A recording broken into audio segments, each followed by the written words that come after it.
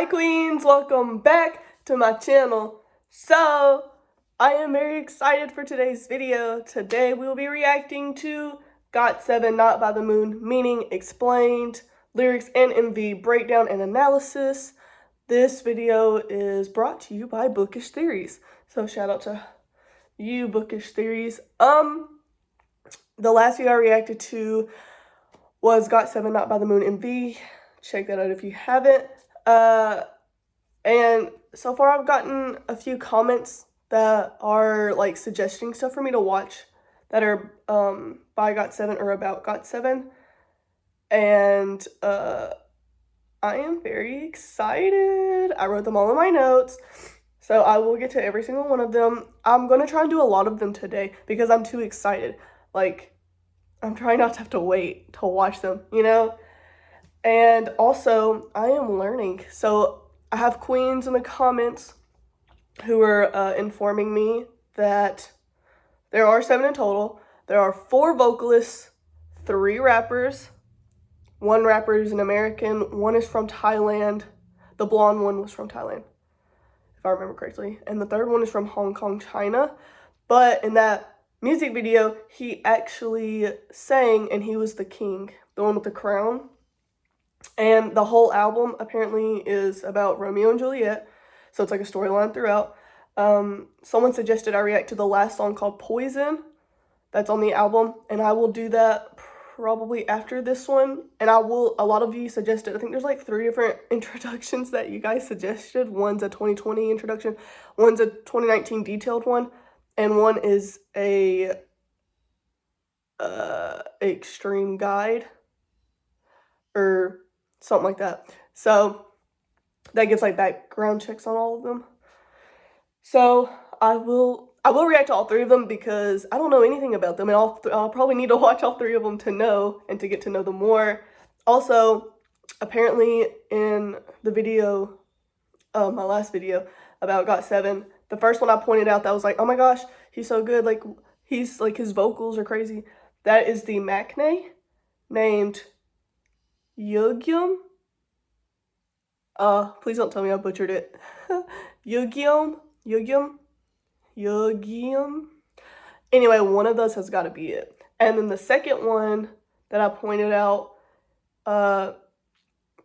he's the leader, and his name is Jabum. But it's JB for short. Don't tell me I murdered that one either. I feel like I'm pretty close to the pronunciation of their names. I don't know. Anyway, enough of me talking. I just want to let you know that I have been studying, you know? So this is my very second ever video even about GOT7, which is just a bit explaining to me. And I did have the subtitles on the video, and I'm so mad at myself. I always do, and it usually just pops up, and that's why I guess I didn't do it. But it's okay.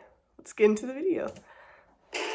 I'll probably do well, it says this one's going to explain the lyrics, so this one will probably help me with the lyrics.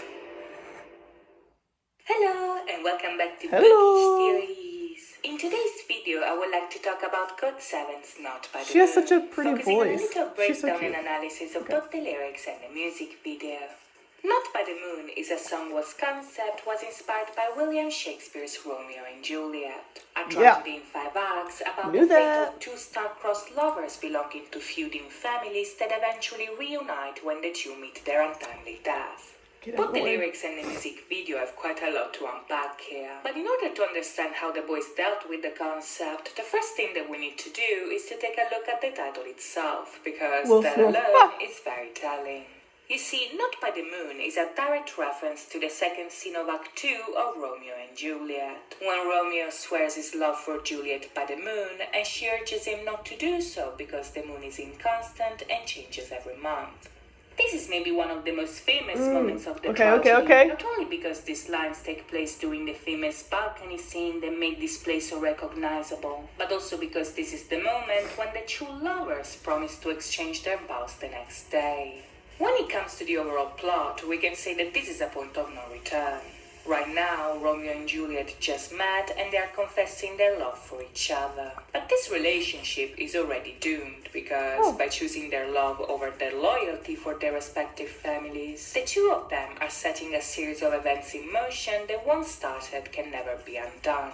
In the play, the contrast between their love and the deadly consequences of their love is conveyed through the contrast between light and darkness, with the imagery associated with birds, and through Shakespeare's use Bird of the imagery, I've seen the bird. time. I And still, this is important anyway, you know what I mean. because GOT7 uses the exact same elements in their music Yeah, the birds. video. Oh, I did At see the the clock. beginning, And I thought of opens with a Beauty and the shot of a Beast, to tent be honest, in but the I don't want to like desert say and it. the boys standing inside of it with a balcony in the background. Right off the bat, this is very telling.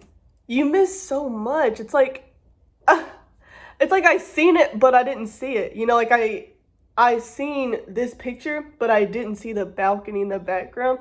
And even if I did, I honestly would not have thought of Romeo and Juliet, only because I personally have not read Romeo and Juliet, have not seen a play about Romeo and Juliet. I just know a lot about it. Like, I know the gist of it.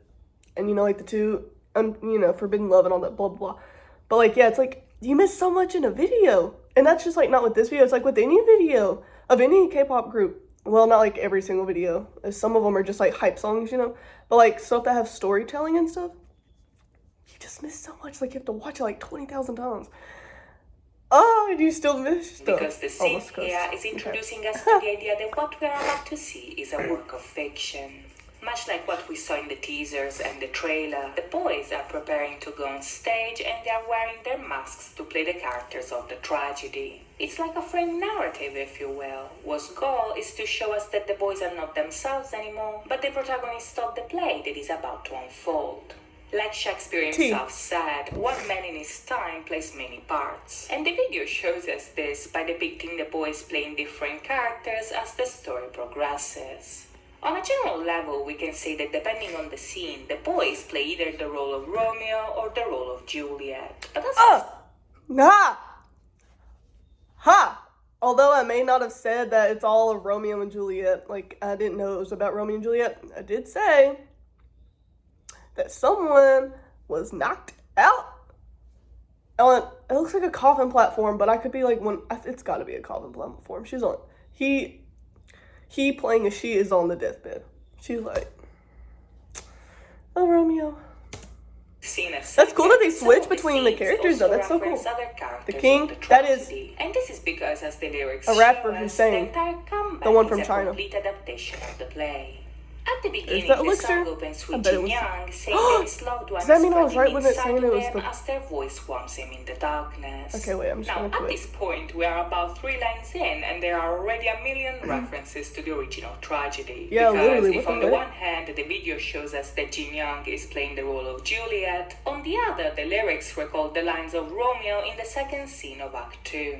At this moment, Juliet is still in her room, and while Romeo is looking at her window, he not only compares her to the sun, but to a bright angel whose voice descends upon the mortals in the glorious night.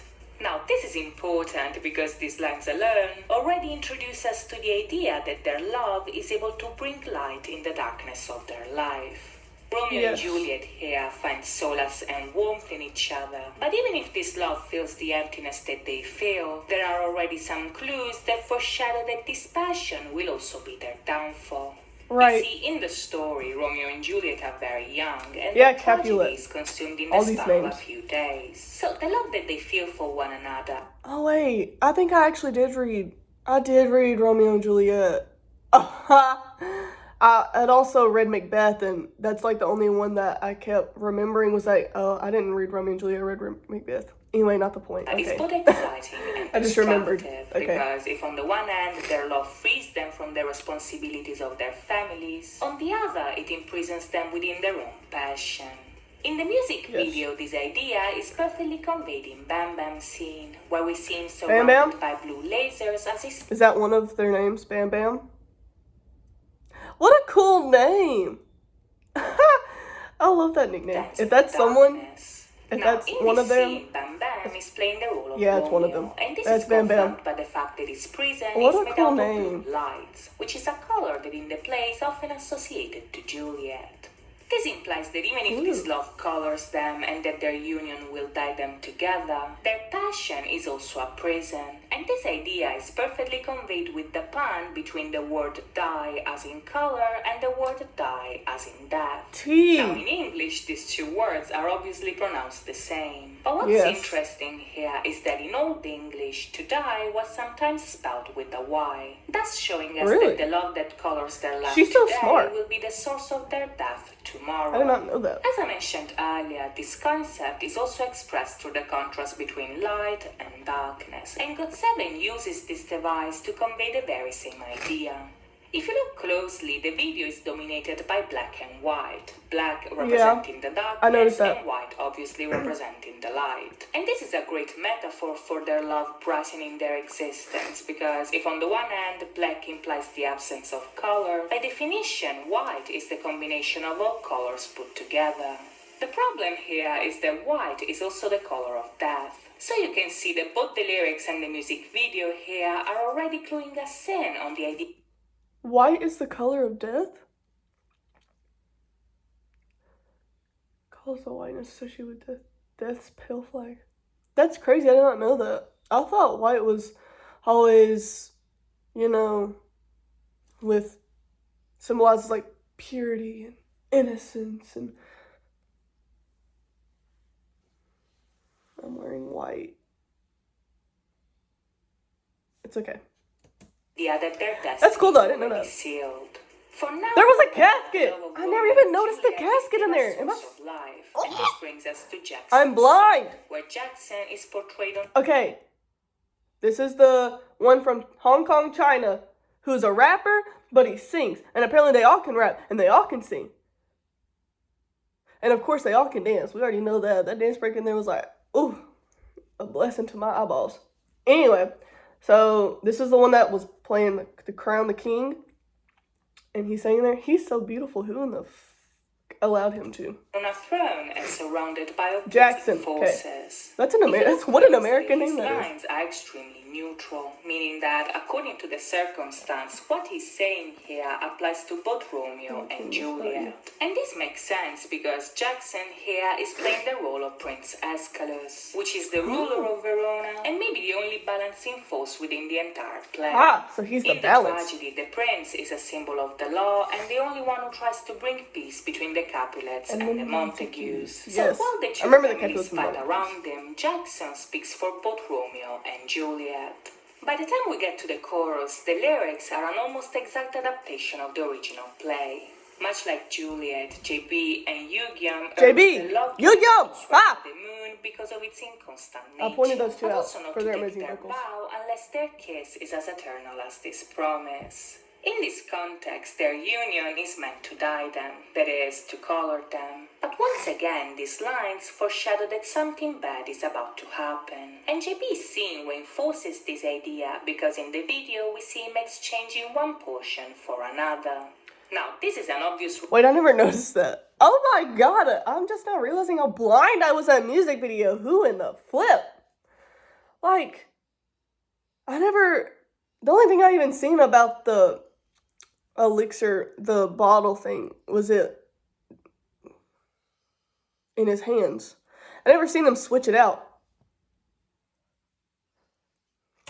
Reference to the misunderstanding that leads to the death of both Romeo and Juliet. Because in the story, the girl takes a sleeping potion to fake her own death, but Romeo poisons himself thinking that his wife is really dead. Oh, you're right. What's interesting here is that during this scene, we also get the first appearance of these hooded figures right here. Yeah, I've seen them. This is important because their presence gets more and more evident as the video progresses. Now, this is a really interesting addition because the hooded figures are a reference to a popular theatrical device that was used in a lot of productions of the play during the 20th century.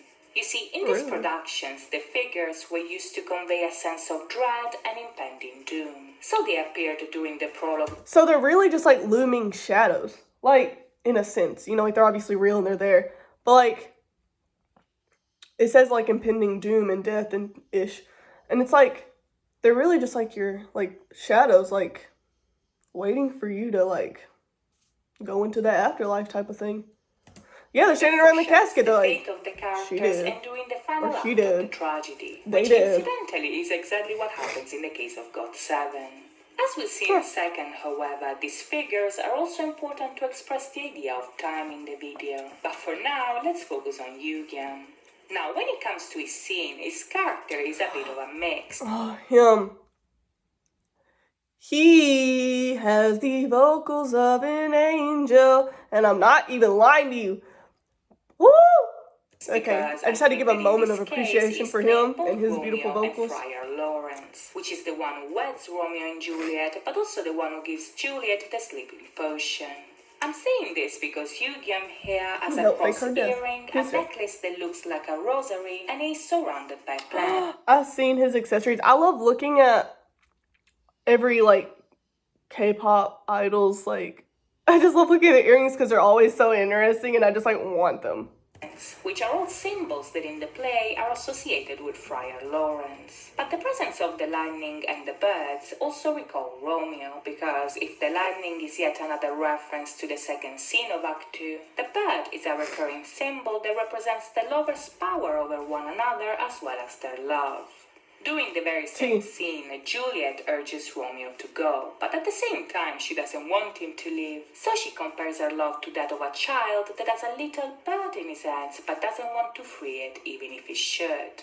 In her lines, Juliet calls the bird a prisoner, but Romeo replies that he wants to be this bird, thus confirming the idea that they are each other's Sweet, prisoners. so would I. The point here, however, is that they chose to be because their love colors them and heals their scars. It's like something that frees them from the past and gives them hope for the future. But as Maxine shows us, the illusion of light that their love gives them is tainted by the shadows that surround them, meaning that I didn't even see those shadows in that. The war between the two families will transform their love from a source of light to a source of death. If you look closely, when Bam Bam says that she is the reason he is alive, he escapes the prison of love and goes back to the darkness. And right after, Mark expresses his intention to be tied with the other person as the shape of a white dress appears in his arms. These are all signs that foreshadow that the union that is meant to save them is the very same thing that will end up killing them. And if this idea is reinforced by the reappearance of Jackson and the feuding families, the tragedy eventually unfolds when Youngjae takes the stage. Now, in the video, Youngjae is obviously playing what did you say, Youngjae? Is that what she said? Am I tripping? Is that another member, Youngjae? That's gotta be. Is that even the name that she's... I think that's what she said. Juliet, which is something confirmed by the fact that he's wearing blue and that he's laying in the crypt where Romeo finds Juliet when she's paralyzed by the potion.